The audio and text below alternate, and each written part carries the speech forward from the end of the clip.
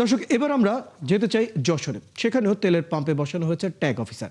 সেখানকার খবরাখবর রাখছেন সহকর্মী এস এম ফরহাদ।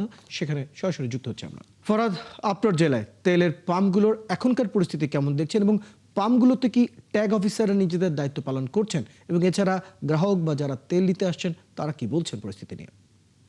ম্যাজিস্ট্রেট, ইতিমধ্যেই আমরা এর আগে সংবাদটিতে যেমন দেখিয়েছিলাম যে যশোর মনিহারের যাত্রিক যে তেল পাম্প, সেখানে তেল পাম্পে 800 লিটার পেট্রোল মজুত রাখার অভিযোগে প্রায় 40,000 টাকা এখানে জরিমানা করা হয়েছে। অর্থাৎ এবং নির্বাহী ম্যাজিস্ট্রেট এবং ভ্রাম্যমাণ আদালত তারা কিন্তু যে পাম্পটিকে খুলে দিয়েছেন এবং সে যে মজুদ যে তেল, সে তেলগুলো কিন্তু এখন এই মুহূর্তে বিক্রি হচ্ছে।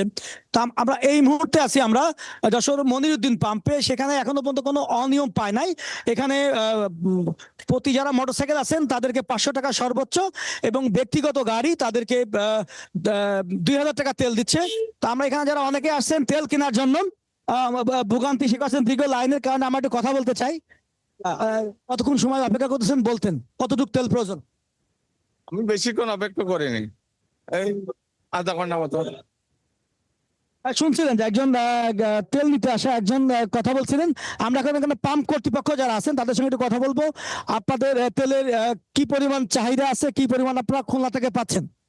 চাহিদা তো আমাদের আছে 20,000 দিলেও আমাদের পূরণ হয় না আর কি। এখন ধরেন আমার চাহিদা আছে 13,000 লিটার বা 13,500 লিটার, আর এখন দিচ্ছে আছে 9,000 লিটার, মানে আমাদের চাহিদা আছে 13,500 লিটার। যারা মোটরসাইকেল নিয়ে আসছেন এবং ব্যক্তিগত গাড়ি তাদেরকে কিভাবে তেল দিচ্ছেন, আপনারা কি পরিমাণ দিচ্ছেন, এবং আপনার এখানে ট্রাক অফিসার আছে কিনা? জি, আপনাদের এখানে কোন প্রশাসনের লোক আসছে কিনা? হ্যাঁ, প্রশাসনের লোক আসছে, ওরা আসে মানে 500 টাকা করে আমরা দিচ্ছি। 500 টাকা করে তেল দিচ্ছি, মানে লিমিট আছে 500 টাকা। এর বেশি কেউ নিতে পারতেছে না, আর মানে কম নিতে পারবে কিন্তু বেশি নিতে পারবে না, এই আর কি। আপনি শুনছিলেন যে এখানে যে তেল বিতরণটা এখানে 500 টাকা মোটরসাইকেল এবং বড় গাড়ি 2,000 টাকা তেল দিচ্ছে। আপনি জানেন যে এই মুহূর্তে যশোরে ডিজেল রয়েছে 3 লাখ লিটার।